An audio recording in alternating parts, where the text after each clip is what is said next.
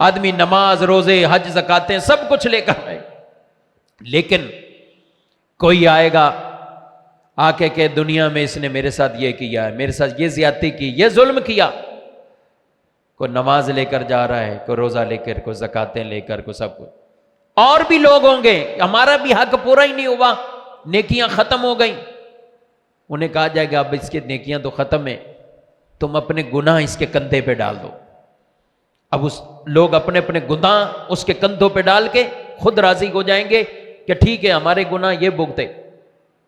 حضور فرماتے ہیں یہ وہ شخص ہے جو بڑی نیکیاں لے کر آیا تھا، لیکن یہ معاملات تھے، اب یہ گناہ لوگوں کے بھی اس کے ذمے آ گئے. اللہ اکبر. تو اس لیے میرے بھائیوں، عقیدہ آخرت ذہن نشین رہنا ضروری ہے.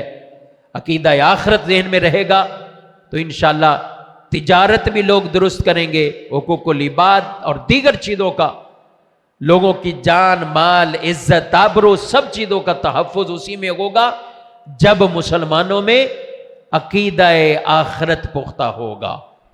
ورنہ کافر بھی سمجھتے ہیں ہم نے بھی مرنے کا کوئی انکار نہیں کرتا، لیکن مسلمان اس عقیدے سے مرے گا کہ مجھے اٹھایا جائے گا، مجھے اٹھایا جائے گا، میں نے اپنا حساب کتاب دینا ہے.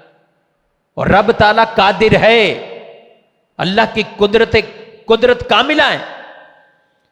وہ بھلے انسان کا وجود کہاں سے کہاں کوئی سمندر میں ڈوب جائے تو کیا اسے قبر و آخرت کے مراحل نہیں پورے کرنے ہیں؟ کسی کو مچھلیاں کھا جائیں تو کیا وہ ختم ہو جائے گا؟ وہ بھی یہ مراحل سے گزرے گا جو قبر و آخرت کے مراحل ہیں، اور اٹھایا جائے گا. تو اس لیے انسان ہر ایک کو اپنی اپنی میرے بھائیوں ان چیزوں کا جواب دے ہونا ہے.